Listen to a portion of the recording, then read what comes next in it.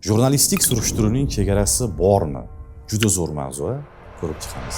Jurnalistik surishtiruv ommaviy axborot vositalari orqali jamoatchilikni qiziqtirgan ma'lumotlarni yig'ish, tahlil qilish va yoritish jarayoni hisoblanadi. Biroq bu faoliyat qonun bilan belgilangan aniq chegaralar doirasida amalga oshirilishi shart. Jurnalistning maqsadi haqiqatni aniqlash bo'lsa-da, bu hech qachon qonun normalaridan chetga chiqish huquqini bermaydi.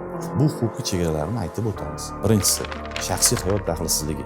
Hech qanday jurnalist surishtiruv bahonasida shaxsiy ma'lumotlarni ruxsatsiz yig'ishi, tarqatishi yoki egallashi mumkin emas.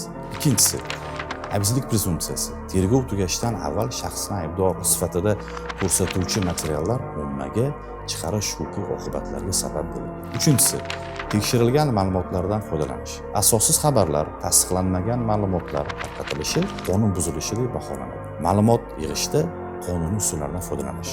Jurnalist qonunga xilof yo'llar bilan hujjat yig'ishi, yashirin audio-video yozishi, shaxsiy mulkka ruxsatsiz kirish kabi harakatlarni amalga oshirish mutlaqo man etilgan. Nima uchun bu chegaralar muhim? Chunki jurnalistik surishtiruvning maqsadi jamiyat manfaatlarini himoya qilish, oshkoralik va haqqoniy ma'lumotlar berishdir. Bu faoliyat qonun doirasida amalga oshirilgan taqdirdagina uning natijalari ishonchli, qonuniy va jamoatchilik uchun foydali bo'ladi.